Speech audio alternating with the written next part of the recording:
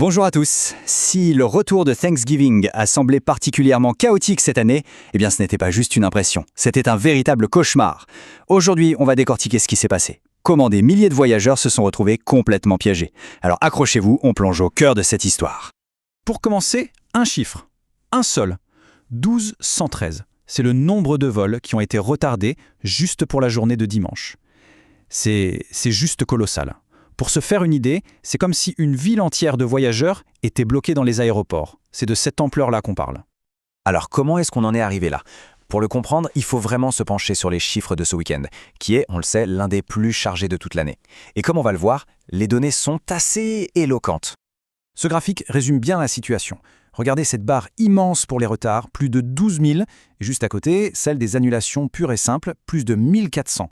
Derrière ces chiffres, il faut imaginer des plans de voyage qui tombent à l'eau, des réunions de famille manquées et une frustration absolument énorme. On pourrait penser que c'est simple, que c'est juste la faute de la météo. Et oui, la météo a joué un rôle majeur même. Mais la véritable histoire de ce week-end, elle est bien plus complexe. Ce n'est pas une seule cause, mais c'est la collision de deux problèmes qui n'avaient en fait rien à voir l'un avec l'autre. Allez, examinons la première cause, la plus évidente. Une énorme tempête hivernale qui a frappé pile au mauvais moment. Et attention, on ne parle pas de quelques flocons, on parle d'un système météo massif qui s'étirait du Montana jusqu'à l'Ohio. Avec des chutes de neige de plus de 2 cm par heure, les pistes deviennent vite impraticables.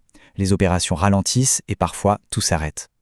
Le vrai problème, c'est que la tempête a frappé en plein dans le mille, en plein cœur du réseau aérien américain. Quand des hubs aussi importants que Chicago, Détroit ou New York sont paralysés, ce n'est plus un problème local. C'est tout le système qui se grippe, par un effet domino. Prenons juste l'exemple de Chicago. La ville a reçu jusqu'à 25 cm de neige. Résultat, plus de 1400 vols annulés. L'aéroport, qui est un des plus gros carrefours du pays, était pratiquement à l'arrêt, complètement paralysé. Et c'est là que l'histoire bascule. Parce que pendant que tout le monde avait les yeux rivés sur la neige, un autre problème totalement invisible et purement technologique se jouait en coulisses. On passe maintenant à la deuxième cause, le fameux rebondissement de cette histoire. Un pépin technique qui n'avait mais alors absolument rien à voir avec la météo. À l'origine de ce bazar, on trouve la FAA, l'agence qui régule l'aviation américaine. Elle a exigé une mise à jour logicielle critique sur un des avions les plus courants au monde, l'Airbus A320 et ses variantes. Une décision technique, mais qui va avoir des conséquences très concrètes. Et voilà comment ça se passe, l'effet domino. Une directive technique, ça paraît anodin, mais ça déclenche une cascade. Les avions doivent rester au sol, des vols sont annulés pour faire la mise à jour, et au bout de la chaîne, qui est-ce qu'on trouve? Des milliers de passagers, bloqués, cette fois sans aucune raison météo. Bon, face à cette situation, comment les compagnies aériennes ont-elles réagi? Surtout que ça tombe, je le rappelle, en plein pic de trafic des fêtes. Ce tableau, il est très parlant. On voit que JetBlue a été frappé de plein fouet, obligé d'annuler environ 170 vols le dimanche pour se plier à la règle. Mais à l'inverse, d'autres comme Frontier ou Spirit semblent avoir mieux géré le coup en faisant les mises à jour avec un impact minimal. Clairement, une différence de préparation qui a tout changé pour leurs passagers. Évidemment, face à la colère, JetBlue a publié ce communiqué. C'est une façon de reconnaître la situation, mais bon, pour les voyageurs coincés dans les aéroports, les mots ça ne suffit pas toujours à calmer les nerfs.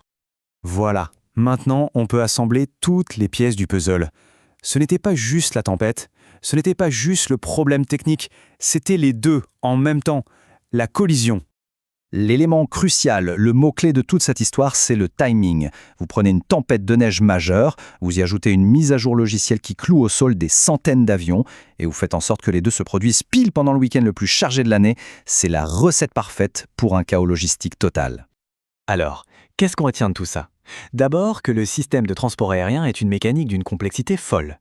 Et que lorsque plusieurs problèmes indépendants frappent en même temps, leur effet n'est pas juste additionné, il est multiplié. Cet événement, il a mis en lumière une vraie fragilité du système, surtout quand il est sous pression. Et ça nous laisse avec une question fondamentale pour l'avenir. Est-ce que cet événement n'était qu'un aperçu de ce qui nous attend? Face à des imprévus de plus en plus fréquents, qu'ils soient climatiques ou technologiques, notre infrastructure est-elle vraiment assez solide pour tenir le choc? Pour l'instant, la question reste entière.